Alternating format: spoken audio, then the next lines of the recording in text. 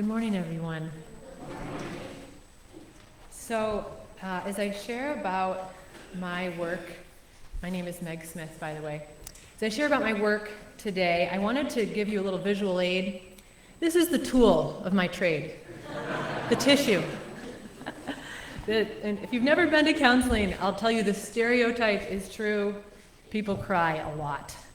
And I think there's a reason for that. I think it's actually a very healthy thing. We carry a lot of feelings in us, and we're not great at letting those emotions out. We're not great at caring for our feelings. We tend to hide. We tend to push them down. So consequently, when people get a space where they can come in and share, they tend to cry. So I'm a mental health counselor. I have my own counseling practice that I started about a year ago, or actually exactly a year ago, in St. Albans. It's called New Song Counseling. And the name New Song comes out of the Psalms. Psalms are one of my favorite, probably my favorite book of the Bible. I'm also a poet, so it's a book of poetry, really. But Psalm 40 verse 3 says, "He put a new song in my mouth, a hymn of praise to our God. Many will see and fear the Lord and put their trust in him." And this theme of a new song runs throughout the Psalms, this idea of God giving us a new song to sing.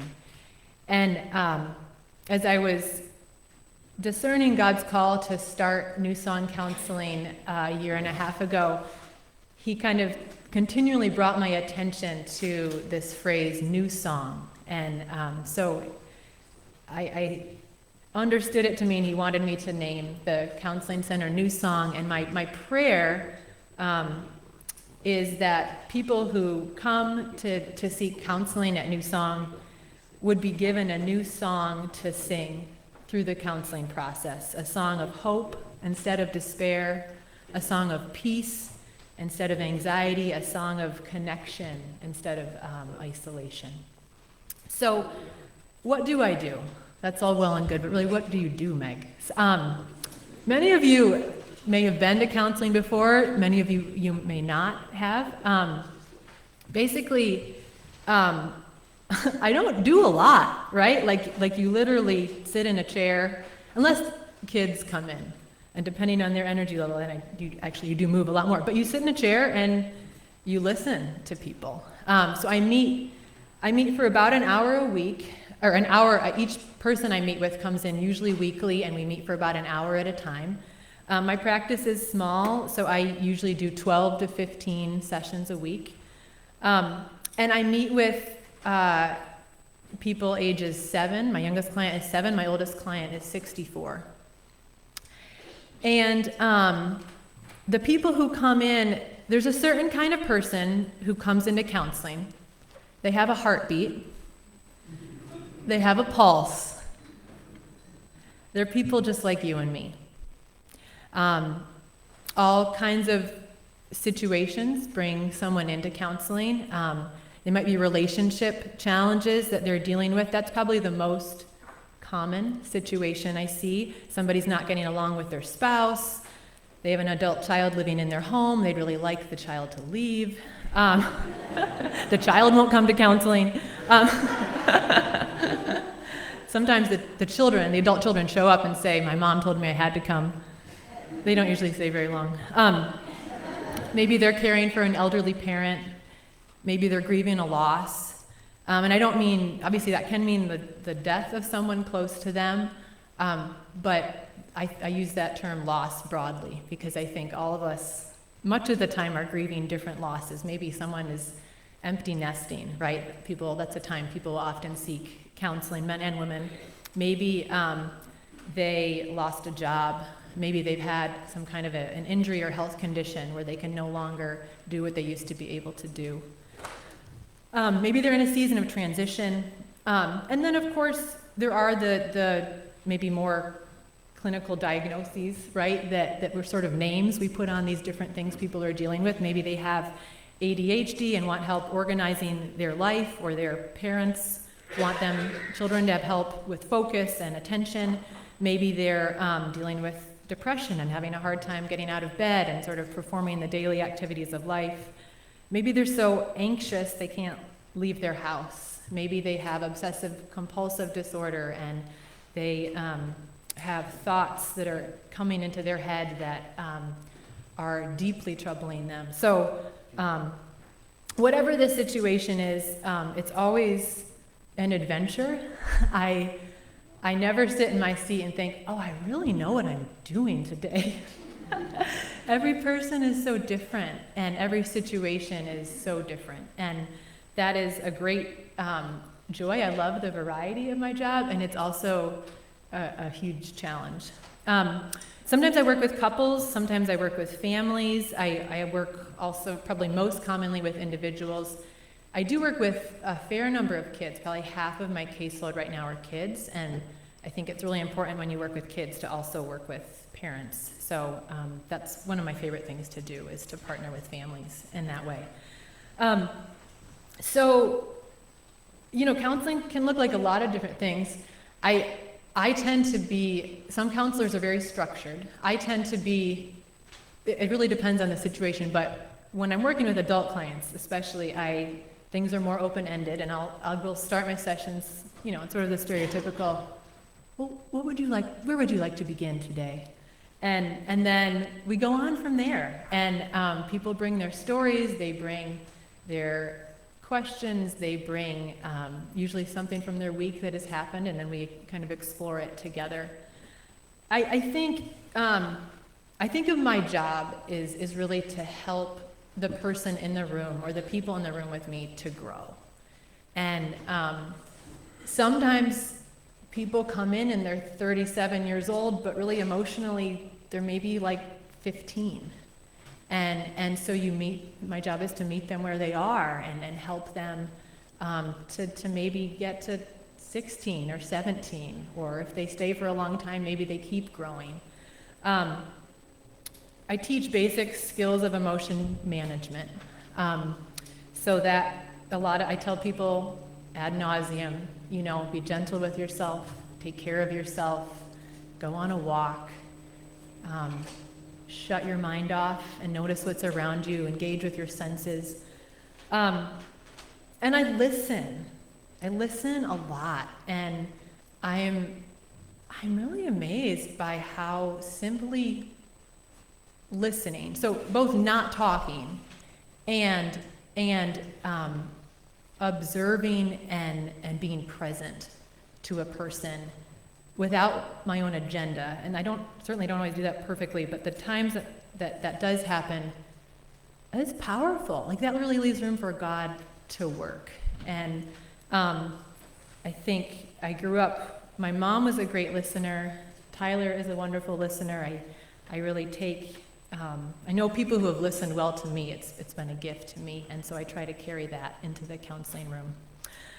I think it's interesting. I feel like a lot of what I do with adults is almost like parenting, and not in a sort of don't touch the stove sense, right? But in an emotional sense, right? Like being present to them and their pain, maybe in ways that they didn't receive from their parents growing up, because we know as parents we're all flawed and imperfect. And I seek to help people to trust God and turn to Him and turn to other people. So I work, not all my clients are Christians. I do feel there are not a lot of Christian counselors in Vermont. Perhaps you know, if you've tried to find counseling lately, or tried to refer people for counseling. And I just feel called to the church, which is sometimes frustrating because, I guess I won't go in. It's a beautiful call. But also sometimes Christians are very wounded, right? I guess like all of us are wounded in various ways. But I work with people who are not in the church as well. It is a great privilege to be able to help people draw on their relationship with the Lord, though. That's just such a deep joy in my work. So I've told you a little bit about what I do. Now I want to finish by telling you how my faith informs my work as a counselor. And I guess I would just say in every way, it informs what I do. It touches every piece of counseling. And I think over the years, I've been a counselor for 11 years, and I think the role of a counselor is a very Christ-like one. And there are three things I want to share about that sort of I think a counselor is called to do that Jesus does and did. So first of all, Jesus was a servant, right? He came to be served, not to serve. And as a counselor, I really part of the code of ethics is that you're like get your own stuff and your agenda out of the room, right? I mean, obviously we all bring ourselves and our person, but I might be sitting with someone who has a completely different political persuasion than me, and I'm not going to say, well, actually, here's who I voted for, and here's why, right? It's not about that. It's not about you, Meg. And it's been maybe harder than a few years ago. That's gotten to be more intense in the room at times, but it's a great discipline. And I think my job is, too, to submit to the person's goals and to their agenda, and to really be there for them. I love the prayer of St. Francis, right, where the second part of it where we say, let me not seek so much to be understood as to understand, to be loved as to love, right? And I think that's part of the call of the counselor, is to seek to understand more than to seek to be understood. Secondly, Jesus understands suffering. And man, as a counselor, you hear a lot of sad stories. I think that's part of the cross that I bear in this profession, is you hear about stuff you wish just wasn't true. Things you wish had never happened to people. And things like family secrecy that's been passed on for generations and really bound people up, anxiety that is crippling people living with scars of sexual abuse, people being betrayed by people they trust and love. And you just get up close pictures of the sin, of the fall and of sin. And it is such a comfort to know that Jesus knows it all and has held it all. And sometimes I just visualize the cross, and I visualize whatever sad thing I'm hearing about her, whatever painful, horrific thing on the cross with him. And I'm so thankful that I have a Savior who holds all things so that I don't have to hold them, right? And so thirdly, a third way that I think the role of a counselor is a Christ-like one is that Jesus is Emmanuel, right? He's God with us. And as a counselor, I think one of my main roles is to be with people in their pain. Because, I mean, and the psychological research shows us this, there's pain, and the way it affects you when you go through it alone, on your own, I got this, I'm independent, get away from me. And then there's pain you go through, and the way it affects you when you've got somebody there with their hand on your shoulder. And you've got somebody there with a box of tissues. And you've got somebody there saying, tell me, I'm here with you, I'm for you. And that's who Jesus is for us. And I think being a counselor is just a great chance to sort of put flesh on that and to show up and be there with somebody when they're, I mean, every week somebody sits in my office and says, well, I've never told anyone this, but, or I thought I would take this to the grave with me, but yeah, that doesn't happen every week, but it regularly happens, right? So there's power in just witnessing and sitting with someone as they're hurting. And that's just that I think of in the Bible how we read, like, Jesus says, I'm with you always to the end of the age, right? Or in Psalm 139, where can I go from your spirit? Where can I flee from your presence, right? Like, if I rise on the wings of the dawn, if I settle on the far side of the sea, even there, your hand will guide me, your right hand will hold me fast. And so in a small way, I get to sit in my little room in St. Albans and witness, be present to people in their pain and in their story. And in a much bigger way, as we trust in Jesus, we know that he does that with us and for us in whatever we're going through. So, yeah, I guess I want to close with just saying it's such a privilege to do this work. I absolutely love it. And also, I hope if anyone here is trying to go it alone in a time of suffering, or feels like there's maybe something you would love help with, but you just can't get help with it, I just encourage you, maybe you should talk to someone.